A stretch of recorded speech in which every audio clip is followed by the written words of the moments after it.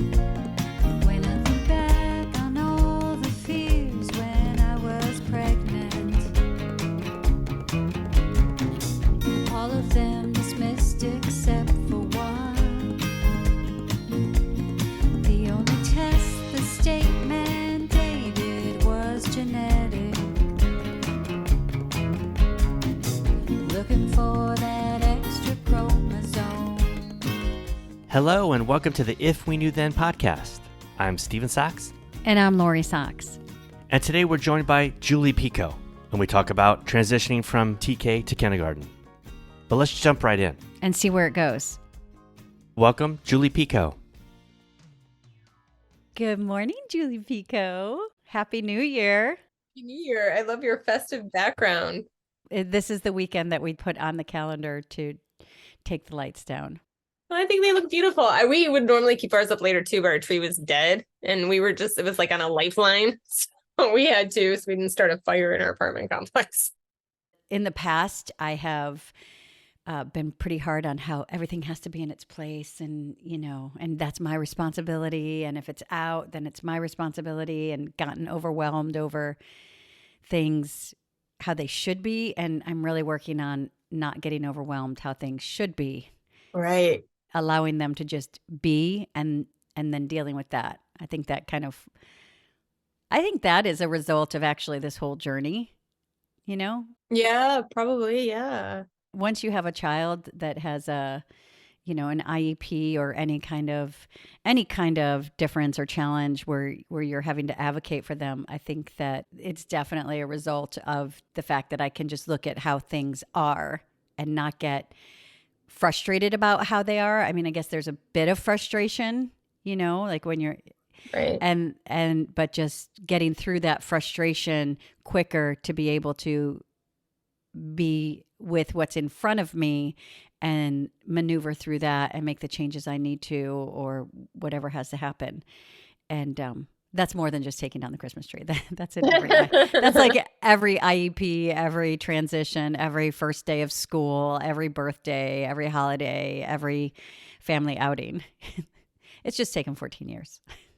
Well, we are so happy to have you here with us today. I think it's been a long time coming, your return. And when we originally started this conversation, Elyse was making that transition not only from TK, but into the school system, which is that can be very jarring.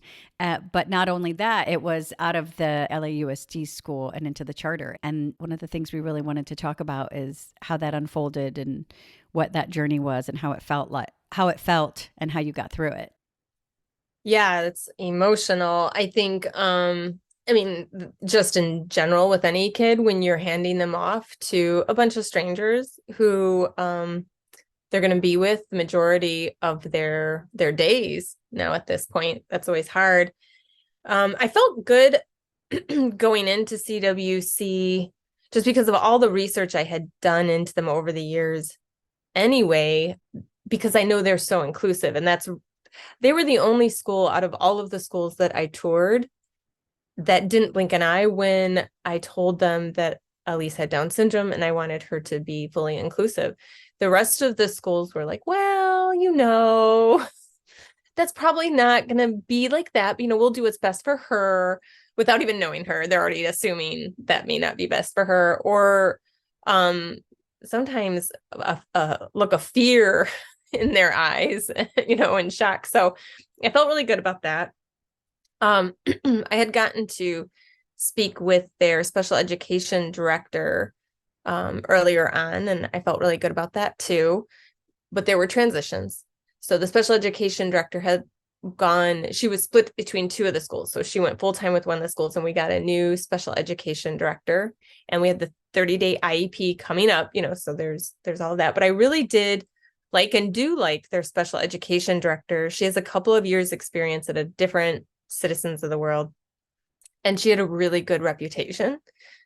And I just wanted to say that Citizens of the World, that's where we've had the conversation, because that's the school that Liam also transitioned into. And I know we had a lot of side conversations about the inclusion and about the difference and what it felt like like you were saying, what it felt like to just have somebody, like almost like you were the one carrying the weight of the extra chromosome, like you were the one making it into a big deal, because their inclusion doesn't just branch to a child with an IEP. Their inclusion includes everyone. And that by definition, I think, is that what changes it, because since we learned the word inclusion, that was when Liam was going to transition out of his preschool into LAUSD. And we were stopped because we had always been taught the word mainstream.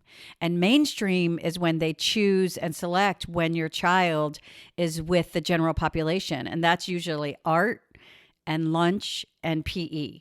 So the word inclusion, inclusive classroom, was given to us. And it was such a gift, because in an IEP, that word is all the difference. Because once they hear you say mainstream, unless that's your choice, once they hear mainstream, they're never going to open the inclusive door to you. And the great thing about Citizens of the World is inclusion is just their model. It doesn't have anything to do with special education. Special education. It's an inclusive model. Yeah, and we've had multiple episodes with administrators from the school, and we've talked about it with you, Julie. We've had just Lori and I talk about it on episodes, so we're all champions of that school. But I want to go back, though, because the episode that we didn't get to have was that IEP, that last TK IEP. Do you remember that? Like when you were being this, just the chat, and we can talk just briefly about that, because Stephen and I were talking this morning. And one of the things that I think the information has always been a help to me, like when someone will give me the information, but also the feelings, because a lot of times as parents, we go through this journey and we have to be so strong. And that's just how it is. Like, I know it's a feeling. I don't have to be strong, but I think that has benefited me. And I won't say strong. I don't think you have to be strong. I think it's best when I personally stand in my power and I'm in the present moment, which would look like also for me recently, not bringing every time there's a challenge, not bringing, the 7 years with LAUSD that were just a tumultuous attack.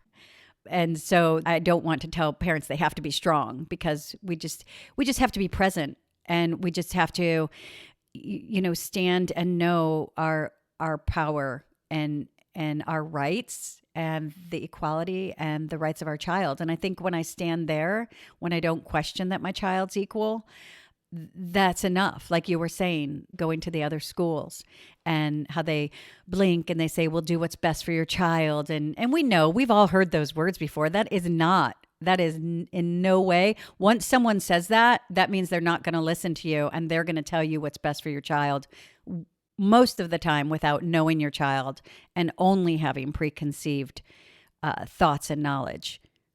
Thoughts, no knowledge. Preconceived thoughts. So if you don't mind, like just a little bit about that transition. Yeah, it was a little nerve-wracking, even though I had a lot of faith in the choice I had made in the school.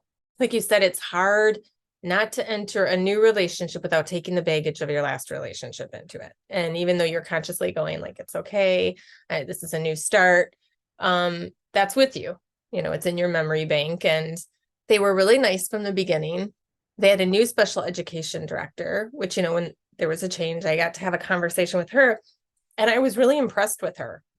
The things I asked her right up front was about the BII, the one-on-one, being able to be there to greet Elyse from drop off to when the bell rings, because it's different. The times and the slots that are put on the LAUSD transitional kindergarten may not align with the school's timelines. Yes, of course, we'll do whatever we can. If they're not there right at drop off, I'll be there. Other people will be there. And she was very upfront with me too. It's a new school, just for anybody listening. This CWC is the 7th school they have in the nation, but it is their newest school. So I knew going into the school, there were going to be a lot of growing pains just from the reviews. Anytime you have a new school, there's going to be more turnover. A big part of that is because a lot of people who get their education for teaching are taught about curriculum building, not about child development and how to be with the child and their emotions and do social emotional learning. So after a year of doing that, they may go, this actually isn't for me. So I knew that going in, that there was going to be turnover, there were going to be some challenges, and she was new and she was building this special education department basically from the ground up.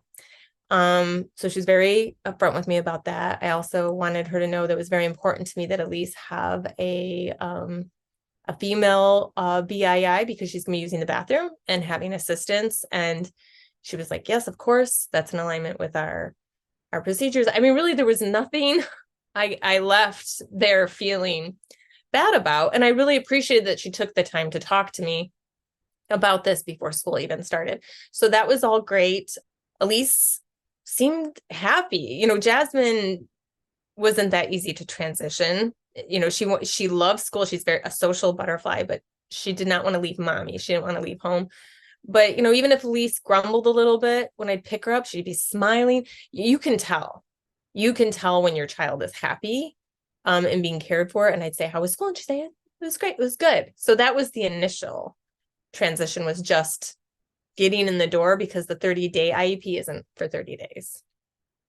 Before the 30 days, though, the difference between what you experienced because you had to have your transition IEP with an LAUSD school until Elyse was accepted into the charter school. And that experience was, from our conversations, very different. You were getting the runaround, you were getting that, having to fight for placement, having to fight for inclusion. And I guess we don't have to like suss all that up. I just want parents to know that you're not alone. If you go into a school and they're immediately trying to put your child into a special day class, but that's not what you want, or they're not talking about inclusion and they're trying to tell you who your child is, just please go to the special education department for your whatever your school district is, and they should have a page, and that is all the timelines for IEPs. That is all of your child's rights as far as an education. Your child does have the right to an equal education. They have a right to FAPE. They have IDEA.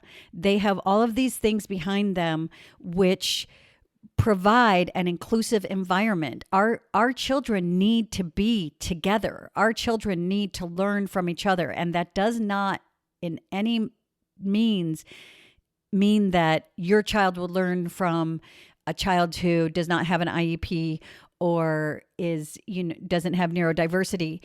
Those children learn from your child. We are all learning together, and it's important that we're all in the classroom. It's important for the teacher. It's important for the administration.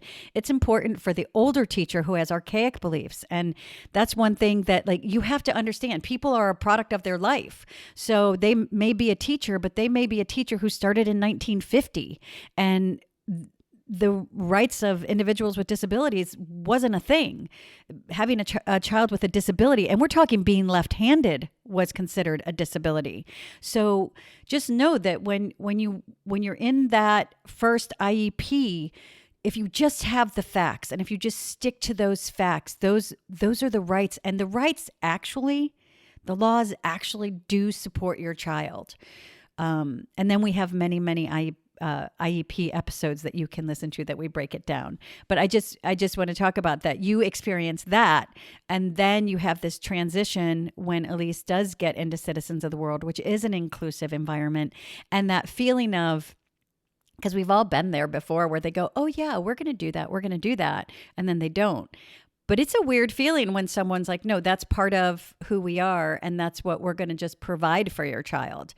That's a hard transition for the parent to make. When you say, oh yeah, absolutely. I mean, even when you're trying to look at it like, if I hit a bump in the road, then it's okay. The world isn't over. I'm gonna fix it. It's still, it's your baby. It's your baby. Actually, we were contacted by our lawyer, Georgiana, recently, who wanted to let us know that there was an opportunity for us to hold LAUSD accountable for the fact that they never offered a least restrictive setting, and that we could, I don't know if the terminology sue is correct. There was a different term that's not coming to my mind right now. but to basically sue LAUSD for the funds we paid toward our private preschool because of that. And that was a really hard decision. I reached out to you. I was, talked to my husband really. And the reason that was a hard decision was because it's very multifaceted, right? We gave them a ton of our time and energy. And how much more time and energy am I going to have to give them now that we're kind of in this more peaceful place?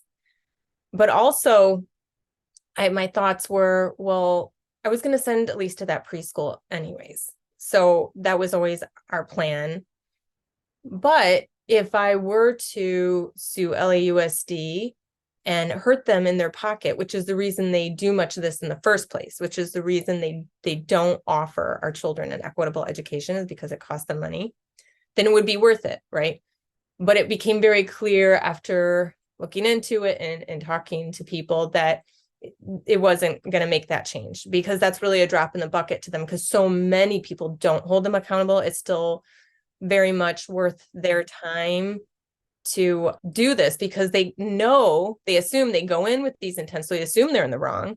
So they just write these checks because in the end they still save, or, don't have to spend this money for what its intended purposes. And at such a great level, it's worth their while.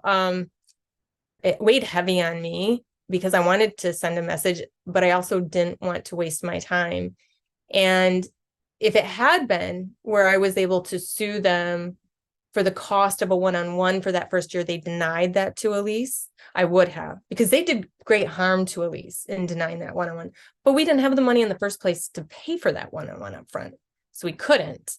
So that's kind of been our last piece, our attachment to working with LAUSD. And we ultimately decided not to, because it wasn't going to make the difference we would want to make. And again, even if it didn't take much of our time, the way they do it is they just have you sign an NDA, a non-disclosure agreement, and they give you the money. And I don't ever want somebody to restrict my freedom of speech in any way.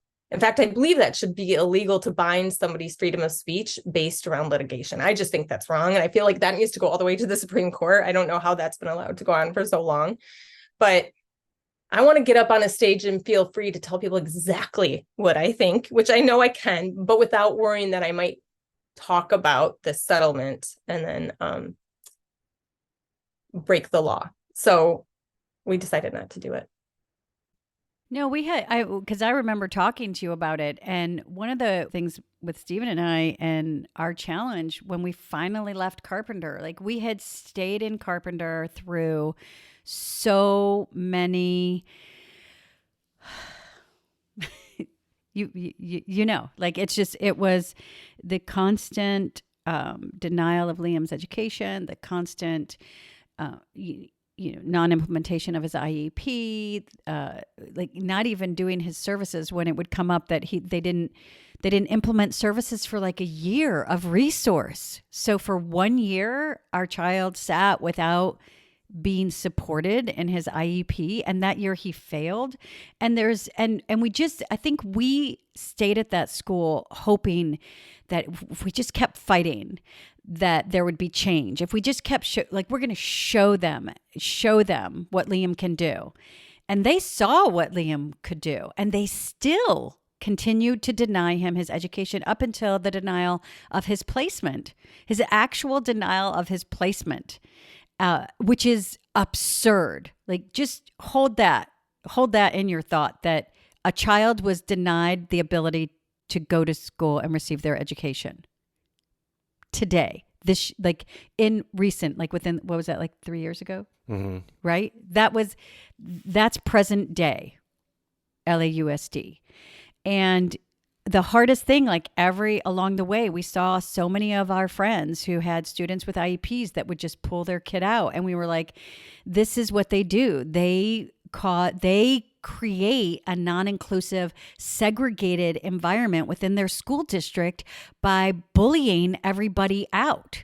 And that is the system in place, and that is what is supported all the way up. The principals, the vice principals, the APEISs, and all the way up into the district. That is exactly what they do. They are not held accountable. We fought so many times, endlessly, just I would say, I just want them to be held accountable. And I can't tell you how many people within the district, our own lawyer, like told us they will never be held accountable. Now let that stick for a minute. That's garbage. An entire school district not to be held accountable for violation of civil rights. And it honestly took us that last bit of them completely just telling us, I have a job to keep. I have a job to keep. That's why they didn't allow our child into the school. That we realized that your job is not to educate our child. And it was really hard. We were so torn because we wanted to make a change, and we did not change a single thing at that school. They actually emailed us and said, you're invited to the 100-year Jubilee celebration. Come celebrate the school. And I was like, that's how, what is it called when people are totally Detached? like inept at their job? Oh. Like they're literally inviting someone to come speak about them when they like completely violated this child's civil right. Like they're so inept and also so confident in what they do that it's like, there's no accountability. And so that was really hard for us because it was hard for us to realize we hadn't changed a thing. It was hard for us to actually pull him out.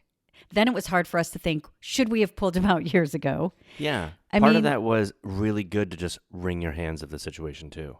Yeah. To just be done. Like that's what I was thinking of when Julie, you were talking about. We decided not to do that, and now I can freely speak about it. You know, that's a part of it too. But also just be like, hey, can I just cut these threads? Can I just dust my hands off? I don't want this anymore. Just like take a shower from this school in this district and move on. Like to really do that. You go, oh, well, let's weigh that peace of mind compared to thinking I can maybe make them accountable or pay for something. Like, and then once you see how big it is, and you realize, no, I'm not really gonna make a dent here. There is a point to walk away, and there's another way to advocate, right? To not sign that NDA and to talk about it, and to spread a word that could become something, rather than have an agreement with this entity that is just kind of gross. Yeah, because they do it intentionally and they know that that's what they're going to do, and then they try to silence your voice, And I think that was when I said like I realized that just being where I am, like, and not just like being present in that moment. It ever since we left, it's just like I'm just going to be right, and it was really hard. It's like I still have emails where I'll just be like, I'm not going to let this like carry over and be something that it's not. But I think just like detaching from that school district, and if you stay, like if we wouldn't have had another place to go, we would have had to stay and we would have had to fight. But we've been given the opportunity to do something else. We've been given the opportunity to not fight and to be in a pleasant place. And you can't be in two places at once. And I know like when we discussed about going back, like, it's hard because money is money. And, we can all think of what we would do if we could get, with some extra funds. Like there's things that we can do. And then at some point it's like, how much of my peace am I giving away? And I think that's the conversation that we had, is that once you realize, well, what's my motivation here? Because, you think about your family, you think about what you could do with the funds. You think about, is this mean that they're being held accountable? And, and then you think about what you have to give away. And if you can go back into the fight and just be like detached and say this, and it doesn't matter to you that you can't talk about it, then that is really great. I think everybody has to do what's best for them. Yeah, they do. But it's the Kenny Rogers. Know when to hold them, know when to fold yeah, them. but it's intentionally done that way so they can stop the narrative from being spoken about. But I remember very early on, there was a woman in Sophia's second grade class, and her daughter had an IEP. And then one year the daughter was gone from the class. And I remember it was really weird the way she spoke to me about it. Like I was like, it took me a long time to realize, you're not allowed to tell me. Yeah. You're not allowed to tell me what happened. And there were like all these cryptic kind of clues being dropped, but she wasn't allowed to tell me. You know, she wasn't allowed to tell me that the school, if they are not able to provide an education, that they have to pay for your So she child's went to a education. school that And she went to a needed, different like school. a private Yeah, school or a something. private school. I feel like these tools have been used really by a lot of corporations in the United States. And I think that's why I feel like that you're offering money to people, which is very tempting. And to some people, it's a lifeline. And they really have to say yes. But it's the same thing for like these Superfund sites and these toxic dump sites. What they do is they have an overwhelming number of children who are in the hospitals for very rare cancers. They come in and they offer some money to help with hospital bills, but then they have to sign an NDA. And so then you're only left with parents who somehow have family members or somebody who is able to help them that can carry this battle on. And people wonder, well, why is it only a handful of parents out there speaking? If this is true, why aren't the other 100 parents? Well, the other 100 parents have been silenced. And they do this here too. I mean, trust me, it was so tempting after a strike of several months and watching 7 years of our savings, which we're very fortunate that we were actually able to save that much. Some people are living paycheck to paycheck, many people in our country, with the way things are. And, you know, you think about that and they know that they're dangling that in front of you. And so for the people who do need to take that money, I understand. I'm lucky enough to be able to say no, and I'm going to just have a big mouth and I'm going to make sure that everybody knows every detail and that this is what they're doing. And that's my better way of contributing. They know what they're doing. Because if you would have left Elyse in LAUSD, they would have continued to deny her an education and damage her potential and damage her future. Any education, any possibilities, change the narrative and continue to propagate, you know, this story. Yeah, and then they would have used her as like a poster child for why children with disabilities don't succeed in school. You know how they do that? It's like, oh, here's a kid that needs some help. You don't help them, and then years later you go, see, they couldn't really do it, could they? Well, if you'd helped them, you would have surprised people because of, you know, or you surprised yourself. Said, oh yeah, people are succeeding when you help them, but they continue to churn that narrative out so that they can continue to do what they're doing. Well, I think it's really hard because what we've actually experienced is, you know, you sit down and you have an IEP, and that IEP is to create the supports and accommodations, and just parents know what your child needs and ask for it. Those are the supports that your child will use to access the curriculum. And that includes a BII because behavior, you have to have someone there to keep them on task. Calculator, there's many accommodations. What they're there for is to support your child so that they can access the curriculum. And if you think about it in life, look around your life and wonder, like, what are all the supports that you use in your everyday? Every human being has supports, as Julie puts on her glasses, yeah. right? Every human being has supports. They will change and try to change that conversation for you. They will try to tell you, and they will try to, you know, make these predictions and put these limits. So you sit and you ask for those supports. And here's the difference. My son, with his supports in place, is like a B student, a BA, like, you know what I mean? Like, cause he has someone on task with him. He has the extra time to do his assignments. So he has always been a great student with his supports. And this is a conversation I had recently because at our school, they're transitioning out our beloved resource teacher.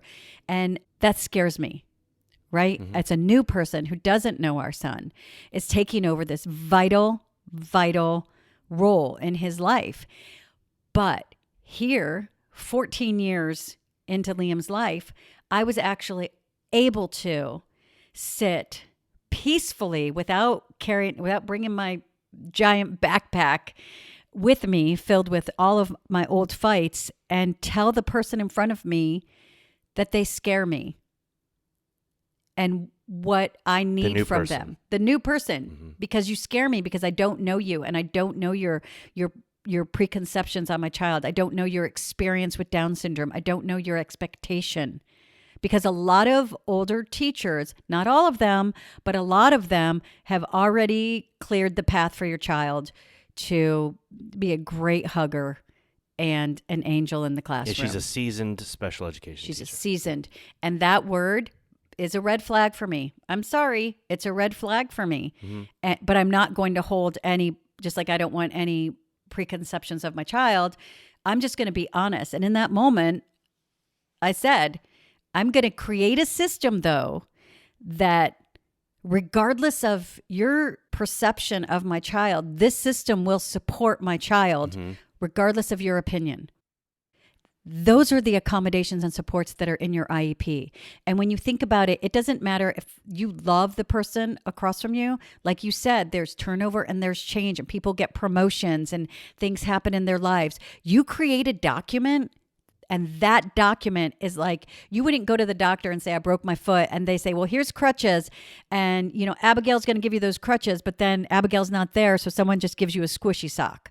You know, it's not like, you have to think about like, what support do you need? I know that's so silly, but it's the truth. It's like, if you have a broken leg and someone gives you an apple, it doesn't help you, you know? And so you create that document, and that's what I am making sure is in place, because that document is the support. The IEP is a legal binding document. And those supports, you have to be in compliance. So take compliance into your IEP. You're being non-compliant. You hold all teachers accountable, even a school that you love that has turnover of teachers. You have this paper, this legal binding document, like you said, that you can say, hey, we're following these This rules is what we're going to here. do. Yeah. So it's not dependent on another person. It can be scary when someone leaves, but that should bring you some comfort that at least we have in writing the game plan. The document and supports are still there. And you may have to develop a new relationship, but the documents and supports are still there. And that's what needs to be filed. Because the difference with, like, my son sitting in a classroom without a BII and without, scribe to, like, being able to tell the story to the person who's scribing it and then have additional time to type it in, he'll write a paragraph about the Incas or whatever we're studying right now. Without those supports, without being able, his brain works faster than his hand, so he can't write it as fast. So without being able to tell somebody the story, that doesn't get documented. Dictate, describe. Dictate, describe. Without dictate, describe, who's going to write it down for him? He can't. I mean, he sat in elementary school without that support, even though it was in his IEP, and never was able to participate in science or classes as such. So that is the difference, is those supports are actually the things. And that's what I learned. Like, I could actually sit across from someone and say, I'm going to take your opinion out of the equation. I'm just going to say, this is the supports, this is what we do, and he's going to be good. But that's the difference between having an inclusive environment. That's the difference between, but you can still have that system. You just have to really fight for it. And you just have to always be like on your game. And it really just stinks. To have to be that diligent on people. To have to just tell adults how to do their job because parents have a big enough job. Like, I have enough to do. They're not coming and making my dinner for me. They're not giving me meal ideas, how to make lunches fun. So it's really frustrating when I have to go back and do that, which I did for many, many years. Yeah, I just wrote that down, dictate, describe. I'm going to see if that would be appropriate for her in kindergarten, if they would add that on, because I think it could be as they're going along in the year. I mean, they're in kindergarten, so they're not writing essays yet, but. No, but they are writing things. But they are writing. And dictate, describe, I'm so glad. Like, I didn't even think that, maybe you wouldn't know that one. But dictate, describe is really such a profound tool, because expressive language and the gross motor skills are developing differently, right? So Liam his brain is like, there's a story and this happens and this happens and this happens. But for him to write that down or type it or type it is a challenge.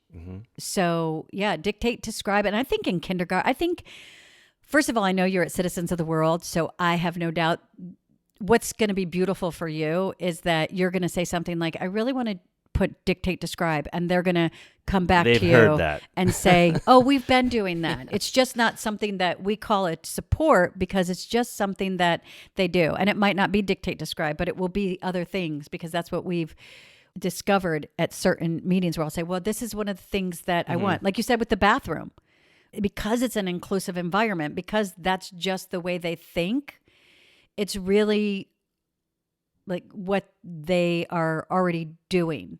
And what's really, I don't know if you've experienced collaboration yet, but like that was the first time, like when Liam transferred for the end of his 5th grade year, when they'd always say, thank you for collaborating with us. And CWC would say this. yeah, CWC, nobody ever thanked me for my emails. Nobody ever thanked me for my opinion or my requests before. Well, they realize that as much information they can get, is going to benefit the child. So, yeah. And they really celebrate talk. that you're participating in it because they acknowledge the fact that you know your child better than them. Yeah.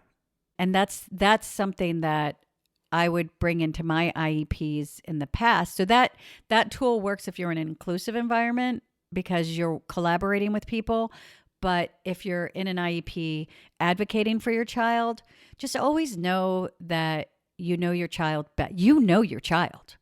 Mm-hmm. You know your child, and they'll tell you time and time again, we have too many students to know every student. And the child with the IEP, I just really feel is the child that gets known even less, So use that in your IEP to just, I want every parent to have confidence and to just know that they're doing their best and just to really acknowledge that the system is broken and that they're going to try to make you feel like it's you. They're going to try to make you feel like it's your child. They're going to try to tell you that your child can't. But I mean, I don't even have the right and knowing to tell you what Liam will achieve. Mm-hmm. Because as high as that bar is, as much as I believe him, he is always showing me more. So I just stopped saying like this, but I want all the supports. And then he's going to show me like Sophia's going to show me. But I stopped just thinking that I know what his cap is, what he's going to be able to do, because I know that he will do even more than I can see if I allow that. Well, you say that, and I think of messages we've gotten about bathroom. I mean, you kind of bring it all together. People really concerned about that, especially that transition from TK to kindergarten or kindergarten to first. There are accidents with the typical population of kids in a school setting when it comes to the bathroom, but there's a pressure that our children have to be perfect before we make that and sometimes that diaper to bathroom transition happens a little later for our children sometimes. And we, when you talk about confidence, Lori really showed me something in kindergarten, I think it was. Well, first it was pull-up. We switched them to pull-ups. Pull-ups. I'm sorry. Pull-ups. I think of just some kind of aid there, but it was like a day that Lori just said, I'm going to be confident in my decision here. And Liam, we're going to have a discussion. Liam, you're going to wear this underwear. And I think maybe we wore the underwear. I said, Liam, you're going to, no. Over the pull-up for a little bit? No, I said he knew. He'd been potty trained. He wore pull-ups. And I said, you know what? We're just good. Because what started to happen, and just know this, that because he had a pull-up on, no one took him to the bathroom because they were like, right. No one asked him. So here's the thing. In my IEP, Liam can go to the bathroom. So I have to write, ask Liam. Because, I mean, here's the thing. Any parent will tell you, you're leaving to go somewhere. We're going to go to the mall, to the grocery store, to Aunt Marge's house. Anybody have to go to the bathroom? Nah. Yeah, right. No. You get in the car, you drive for 10 minutes. How many? Can we stop? I have to go to the bathroom. Right. I'm hungry. I need water. This is a neurotypical developing brain. And like Stephen said, but Liam, he was supposed to be different. He was supposed to tell you before. He was supposed to do everything that he was supposed to do. Whatever the wish he was supposed to do. So when he went to, and I think it was from kindergarten to first grade, when he was in first grade, I was like, oh, he's in pull-ups. He's good. but thinking that they're using it as like training wheels, where you like have training wheels on a bike, but if there's an accident, hey, there's a pull-up. We didn't get there fast no, enough. you're actively trying to continue to have the child balance without, not just He would let's come ride home around. with a full pull. So Yeah. not even change the pull-up. Not So changing not it, been not to the bathroom attempting in to take him to the bathroom. in Yeah. 8 hours, right? So I said, hey guys, I'm taking him off. He's got underwear. I'd ask him every hour. Not one accident. Yeah. So they were I would like, ask oh. him every hour. No, what you did too is you put you made them aware, so they were like, oh, here's the thing: if you send your kid to school and you go, okay, we're gonna do it, no pull up, we're gonna do it, and let's say he has an accident. That happens to everybody, right? So Everybody. that happens, and here's the thing: the people that aren't get him off these training wheels has to deal with that. Yeah. And all of a sudden, ooh, that's. We a should support your liability to them. child. Oh boy, maybe I should ask him every hour. Maybe Okay. I should give him a And you know what it did? BII. Within a couple days, he was doing it. Yeah. It was like, okay. He did it the first day. Yeah. But here's even the if he had accidents for multiple days, that happens. Like, we need to really take that off of us, that burden off of us to say, yeah, my kid can have an accident, even multiple days. Like, until we get it done, right? Not like, oh, I'm so scared to, like, cause an embarrassment or something. Like, everybody can cover for each other. Like, these things happen. Sophia had an accident. Nobody, like, you shouldn't shame that child, right? Well, they did. I know. That's why I corrected what I was in mid-sentence. she was But no, we don't have she'll to go on kill that. us. That's too many. But a child should not be shamed when that happens, Right. right? Should be supported. Any child. So let's support our children, right? Because when you're saying a child shouldn't be shamed, why is the child carrying the burden when we're all adults who have been potty trained for the most part? Right? I think most adults will push it and be like, I have to go to the bathroom, but I'm going to wait, and that's really bad for you. But the teachers are the adults, the BII. And also, if they're fighting you for a BII, right there is a reason. Your child needs support. Your child needs support to walk to the bathroom. Your child needs support because of their expressive language is not as coherent to everyone. And I don't know all the adults at your school, and I don't know all of the children at your school, and safety and accountability.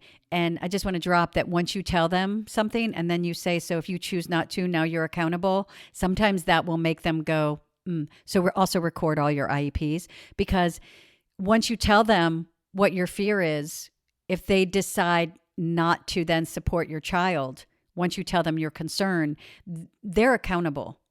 But they need to be accountable for like not paying attention to your child, not asking your child if they have to go to the bathroom, not making your child, because that's what you do for the neurotypical population.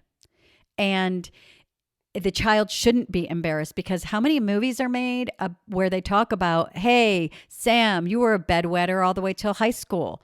That's like a thing. Like that happens. Kids cry when they have to be separated from their parents. Kids get nervous. Kids pee. The reason why they have a drawer in the office filled with underwear and pants, it's not for the population of children who have IEPs, because most of those kids bring underwear in their book bag. It's because it's a thing that happens. It happens. And I think that's like, those are the burdens. But you say hold them accountable. And we've talked about that LUSD. It's very hard to hold them accountable because they have basically a huge bank account that they just, pay people off. I mean, if you get down to it. But when it's like real, when the blank hits the fan, literally almost, you like say, hey, we're going to do this. And they're pushed to like, okay, we're going to do it. They have that to. bathroom scenario, I just see it as like, you're really holding them accountable. Like we need to do this together, or it's way more work for you. Let's do it. And that's how you motivate people to do what they're supposed to do is, so I just want to take 10 minutes to talk about that, because there were a lot of questions that we get. A lot of people get really, I think a lot of parents, and I know that I can think back, I think that's why when Liam went to school and I was like, no, we're done with pull-ups. Here's his underwear. Guys, he's wearing underwear. Take him to the bathroom. Right? He probably had multiple aides around him at all times. Right? So I think that I did my work on my end, and it was first grade, and he was 7, and that was the year they didn't support him and give him his accommodations. So I don't know. But for me, there's so much that parents hold on to. There's so many things that we don't have to. And I feel so fortunate that Liam was our second child, because I have this conversation with Sophia all the time. If I didn't have Sophia, I wouldn't understand how neurotypical Liam's behavior is, how these milestones unfold, how this is exactly where Sophia was at the same time. Oh, he's 13, right? So this stubbornness isn't because he has an extra chromosome. It's because he's 13 and this is what his brain is doing. And these are the boundaries that he's pushing. So I feel very fortunate that I have Sophia that went ahead. So I have kind of a playbook, even though every child is a different team. Mm-hmm. If you don't have that, look at the classmates and you see, like I've said multiple times, many reasons that Liam should not be modeling off of these kids. I mean, it's just typical activities that kids do. They just mess around. They pull each other's ponytails. They do this is just what happens. It's just that when Liam does it, it's like brought up and it gets magnified, and then the parent has to hold on to that. But not it. Yes. I just want to clarify that it's not what we experience now, but when we were in the LAUSD school system, right. because it changes, right, Julie? It can change how you feel about your child. It can change what you think about your child. It can change. It's added stress. It stresses you out. It can cause you fears. There's so many things that it's just really unfair. And we don't know, because when our child is born and then we get this added information that isn't ours to carry, it may be the past. Hopefully people are getting more great stuff now. And we're constantly, but there's not a point that we actually stop. Like, we don't get to stop. Like, the first time Stephen and I got to stop was when we pulled Liam out of that school. And we were able to stop and check in and be like, oh my gosh, we were so stressed. We were so damaged. We were fear ridden. We were overcompensating. All of these things that we didn't even realize that we had been carrying. And they'd start to come up and I'd be like, what is that? What is that? And I had to identify each one and then let it go and acknowledge, like, oh my gosh, what we just went through. It's like you if anybody here is a marathon runner, you run and those last 2 miles are like, ow. And you cross that finish line and you're fine. But then when you take off your shoe, you're like, I'm not fine. My ow. Mm-hmm. And that's really what I don't want to compare it to a fight anymore. It was more like a marathon. I kept just like going up the hills. I kept like just pushing myself and pushing my whole will. And when we stopped, there was all this damage had been done. And if I can help anybody not to incur some of that damage, to believe in themselves and to check in and take that time, so they're not carrying all that stress, because stress is so bad for us. Yeah, you're unpacking trauma. Yeah. I think this is a good topic to talk about too, because I see this a lot in IEP chats where people with the young kids coming up are like, well, my kid is in diapers and I'm being told that they can't come to the school, and people responding like, no, legally they can. And I think that's important for people to know, because when we did our transitional kindergarten IEP, Elyse still was in diapers. And yes, you can send your kid. They're supposed to change them.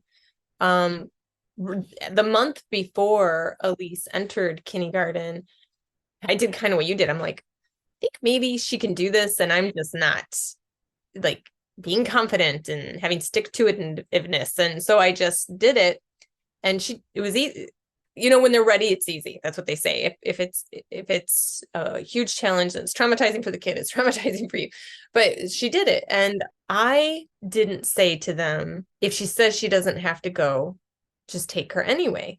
And Elyse came home at the end of the day, and she had an Austin Powers bathroom break. I mean, like it was like ongoing. And I talked to them about it the next day, and they said, "Oh, well, the one-on-one said, oh, well, she said she didn't need to go." In all fairness, this is a person new at being a one-on-one. She was a temporary while they were hiring in new permanent one-on-ones because they have their own one-on-ones at CWC.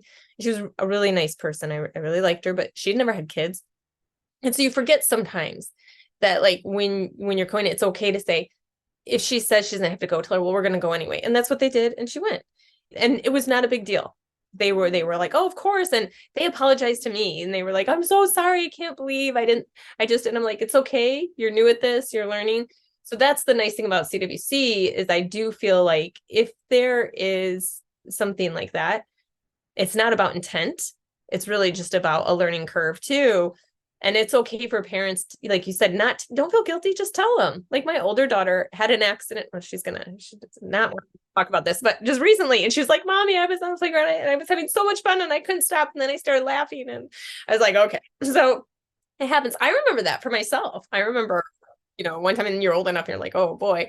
But yeah, it's okay. And your kids can go. If they they're in diapers or if they need help in the bathroom, because Elyse still needs help because of her low tone and she's small. She can't get up on those toilets without help.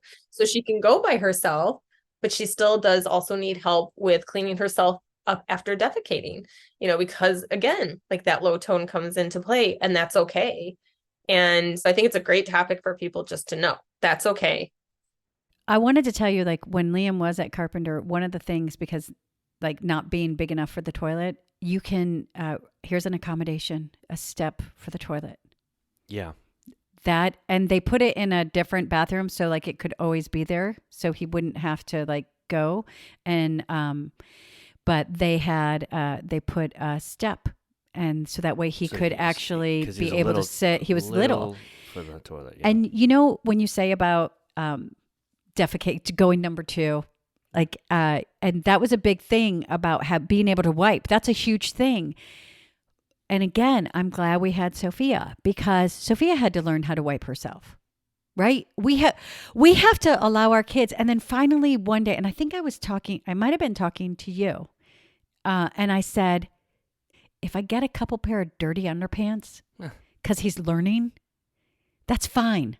That's what we do, because that's how, as silly as that sounds, like a parent or a guardian of a neurotypical child would never like look at a poo stain in underwear and think that they had failed. They'd be like, that's a poo stain. And they don't just happen in elementary school, right? We threw some wet wipes in his bag too. That they could there were. him, we did, and when that was another tool that we gave was him. some wet wipes, because that's a little bit easier. Not the wet wipes, but no, how they have the flushables. tissues. But then you have to tell, and this is what I take into the IPs, because then not anymore. But I had to take it because I was like, Liam, you can only use 2, or you'll break the toilet.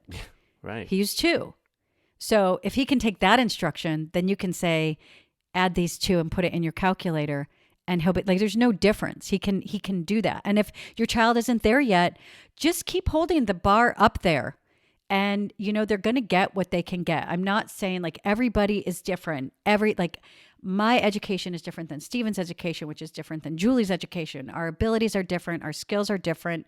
Our gifts are different. But because your child's gifts, all of that happens, and you have an extra chromosome, shouldn't come with this weight, and I remember the day that I said, hey, you know what? If there's some poo stains in his underwear, I'll just make sure, you treat him. You put some extra detergent there, and that's just what we do. And then, maybe there's, well, how can I support him to change that? Hey, take your time. Hey, how are you doing? And I would help him wipe. Then it got to the point that he'd always be like, Mom, when I had to come when he went to the bathroom. And then, so I would help him. And then sometimes I started to go, you know what? I think you could do this. Mm-hmm. And then sometimes I'd help him, and then I'd say, oh, Liam, you did a great job. You got this. And it takes that transition, because it's okay for us to support, and we will continue to support all of our children for as long as they need it. Any child. Sophia, You're going to college. You can come home whenever you want, whatever you need. Do you need your laundry done? Do you want me to pack you a lunch? I send gift cards to my friends' kids who go get yourself a coffee. Go get yourself a real meal. This is what we do. This is what we do for people that we love. And it shouldn't be any different if your child has an extra chromosome. Supports and no shaming. And no shaming. And it's no shaming to the parents. Because I'm going to say this as an adult, if you've never had an accident, then maybe you don't have insight to it. But people have accidents and there's a reason they have adult diapers. So, and we don't go around, do we go around shaming our elders? No. There's jokes about spouses doing the other spouse's laundry and it's joking like, come on. about, it's a thing. It's a real thing. Honestly, they wrote a book saying everybody poops. Somebody wrote a poop book that you put in your bathroom that says, document the kind of poop you have. People have so it shouldn't be I just don't want you to have to carry all this crap. Yeah. And this goes on. What you guys are doing this episode. Yeah. Who gives a blank? Who gives a crap? But it's the truth. And there has to be some man, there's a parent at my school and there's a habit that her child has. And this child does not have Down syndrome, but there's a habit. And every time she comes to the gate and she asks a question and then she says, well, because they like to do this thing. And I just see her. There's so much guilt. There's so much shame. There's so much weight with her saying, and this thing that this kid does is not a big deal. It's things that kids do all the time. And I'm sure there's lots of other kids that do that same thing with a different intent. And their parents aren't at the gate going, and I just want us to be able to understand that every life is this journey and we don't have to carry what's not ours. And I just want to make the journey. It took us a while and we still, it's still unfolding. Life is still here, and but this we isn't are the place here, for it, but right? also you can take this conversation for the future for your female child when they're having their cycle. So no shame. No shame, and I'm glad we had the conversation about poo because that's the saddest conversation that I see on the message boards because I see how much it weighs. And stigma. Yeah, there's a stigma, or they'll say, I just remember this one where this person was so upset because their child had an accident and then taken the poo and wiped it on the walls. I don't think that, first of all, I don't know about you, but going to the bathroom is weird. And when kids first start going, number two, you talk to your pediatrician.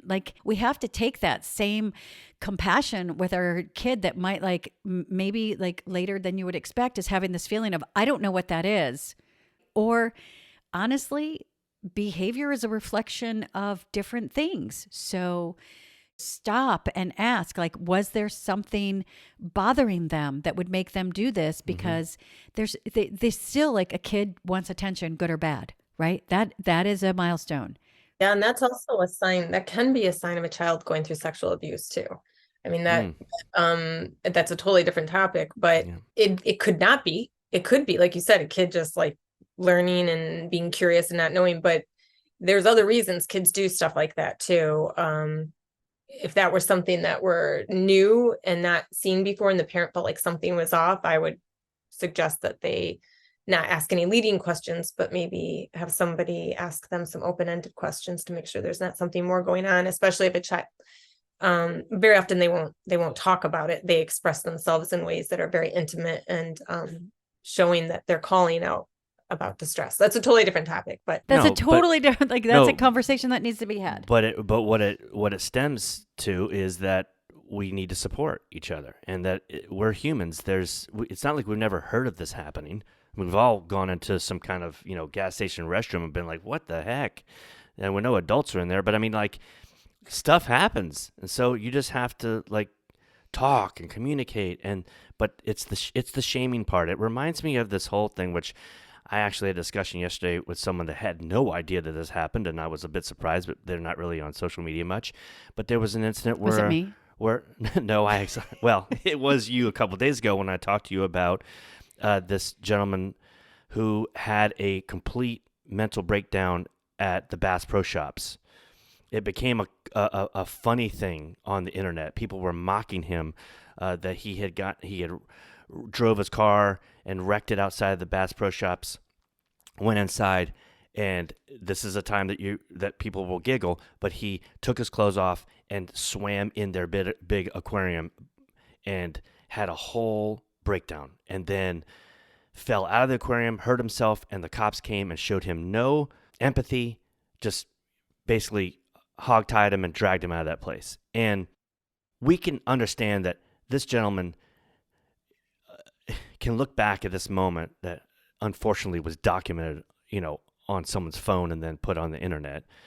He doesn't want to be the guy that wrecks his car outside the Bass Pro Shops. He wouldn't be the guy who's swimming around naked in a pool, an aquarium. I mean, this is obviously a mental health crisis, and of course there's going to be giggles and smirks and stuff, but to show someone respect by supporting them, you're going to have a moment where cops maybe they're just trying to get this guy out of there or whatever. They're not being, they're not kick gloving this guy. They're dragging him out. But can we cover him? There's things to do. And so Can we not can make fun of him? Take that as a society and do that for our ones that are learning the most, our kids, that just to support, to not shame, to understand that we're humans, things happen. And let's cover each other's back. Let's have each other's six, right? Let's support each other and stay away from the mocking and the smirking and the making fun of, and see how we help somebody that needs help. And then I think that when you say those things, but also, this community might be on the other side of the mocking and the smirking and the hurt. Mm-hmm. We could talk about so many things, Julie. That's why we keep having you on. We love your insight. I mean, you introduced us to CWC, and we're really grateful for that school and for its. I'm grateful not only for the school. I'm just grateful for their motto and their mission, and I just would love to see more schools do that. But what you can get from CWC, you can then spread that, and that'll plant seeds. Even if it plants seeds just in a parent's voice toward their school. And even though we've had to leave our schools to do that and leave our district because we felt like we didn't make a change, we might not change the system. But what we can change is the trajectory of our child's life with these conversations, because the truth is there's no one that can put those limits on your child, your student, except for them. Thank you, you guys. And I always love having you on, Julie. I love your insight. We wish your family the best always, and thanks so much for joining us today. Yeah, thank you, you guys. I really enjoyed being here, and I'm really grateful for everything you guys are doing.